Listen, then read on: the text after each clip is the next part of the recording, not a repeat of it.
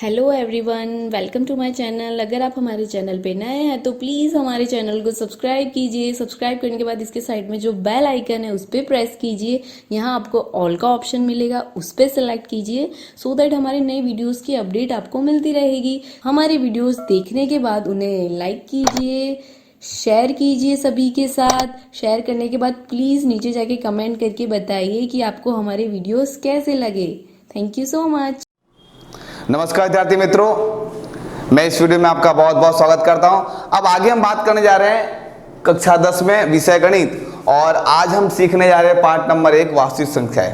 सबसे पहले बात करें तो पिछली कक्षाओं में, जैसे कक्षा 9 में हम सीख चुके हैं कि वास्तविक संख्या होती क्या है। तो वास्तविक संख्या का मतलब ये होता है कि परिमेय संख्या और अपरिमेय संख्याओं के समन्वय से, उसके समावेश से, उसके संग्रह से जो संख्या प्राप्त होती है उसे हम वास्तविक संख्याएं कहते हैं। हालांकि आज हम सीखने जा रहे हैं प्रश्नावली 1.1 में सबसे पहला क्वेश्चन यहाँ पर दिया हुआ है, निम्नलिखित संख्याओं का एचसीएफ। एचसीएफ का जो मतलब होता है वो होता है मसा ज्ञात करने के लिए यूक्लिड, किसकी बात की है, यूक्लिड विभाजन एल्गोरिथ्म का प्रयोग करना है आपको। अब यूक्लिड विभाजन एल्गोरिथ्म का जो फॉर्मूला है, ठीक है, प्रमेय 1.1 के मतानुसार A बराबर BQ प्लस R। तो यहाँ पर हम देखते हैं सबसे पहले क्या बात क्या है कि यूक्लिड विभाजन एल्गोरिथ्म की विधि पर से। अच्छा, सबसे पहला हमारा क्वेश्चन दिया है 135 और 225, 135 और 225। तो आइए हम देखते हैं यूक्लिड विभाजन एल्गोरिथ्म की विधि पर से। यहां पर A बराबर BQ प्लस R क्या है, A बराबर BQ प्लस R। अगर मैं बात करूं यहां पर तो आप इसे अपनी भाषा में लिख सकते हैं, बड़ी संख्या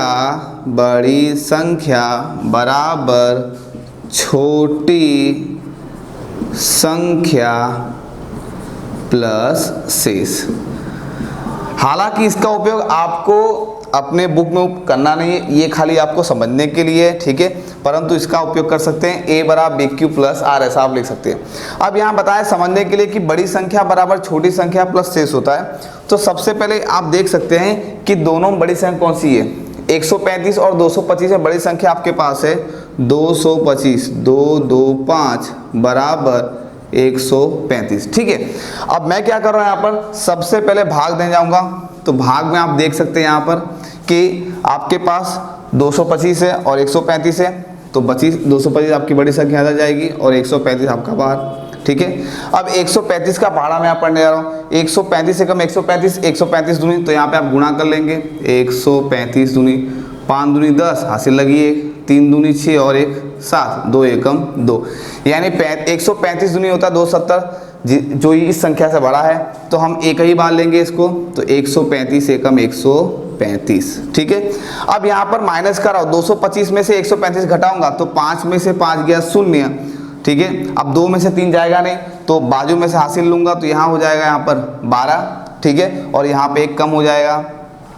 तो 12 में से 3 गया, आपके पास कितना बचा 9, 1 में से 1 गया 0, अर्थात 135 गुणे 1, ठीक है, और उसके बाद शेष आपका कितना बचता है यहाँ पर 90 बचता है। तो आप ऐसा लिखेंगे 135 गुणे 1 और प्लस में 90। कहा है ना आपको यहाँ पे कि शेष कितना दिया यहाँ पर 90 दिया गया। अब यहाँ पर मैंने कैसे किया, 135 गुणे 1 और शेष कितना बचा प्लस का 90।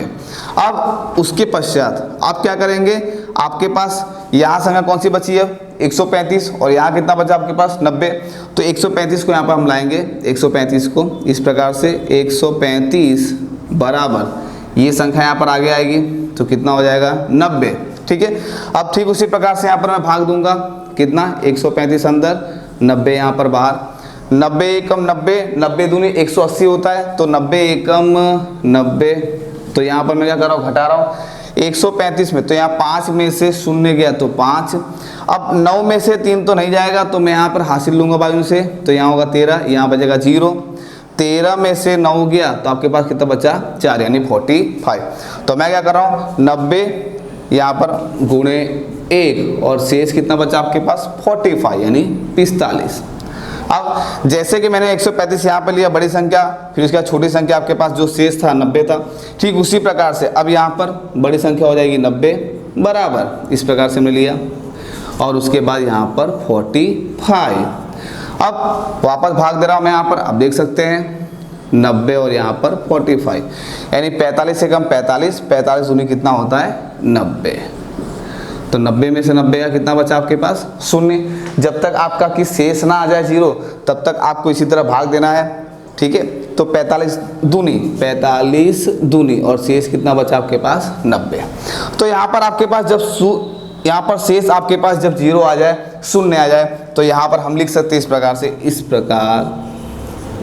इस प्रकार अंतिम शून्यतर जो शेष हमारे पास है वो 0 है, इसलिए मस यानी एचसीएफ लिखेंगे तो भी चलेगा। एचसीएफ किसका हमने निकाला 135 और कोमा 225 का। अब जब आपका शेष यहाँ पर 0 आता है तो जब सबसे पहली संख्या ये ले सकते हैं या फिर इसके ऊपर जो आपको संख्या ये दी गई है, दोनों में से कोई भी एक संख्या, ठीक है, क्योंकि दोनों का मान तो समान ही होगा। यहाँ 45 यहाँ 45, तो आपका जो मसा है वो कितना आ जाएगा 45। तो इस प्रकार से हमारा ये आंसर आ गया 45। तो दोस्तों हमने क्या देखा, तो हमने यूक्लिड की भाग विभाजन पद्धति के आधार पर a बराबर BQR, ठीक है, और बड़ी संख्या बराबर छोटी संख्या, ये मात्र आपको रफ कॉपी में लिखना है, ठीक है, समझने के लिए, और इस प्रकार से आप इसे समझा सकते हैं। ये एरो आपको दर्शाना नहीं है, ये खाली आपकी समझ पद्धति के लिए है, ठीक है। तो इसे आप इस प्रकार से लिख सकते हैं। धन्यवाद।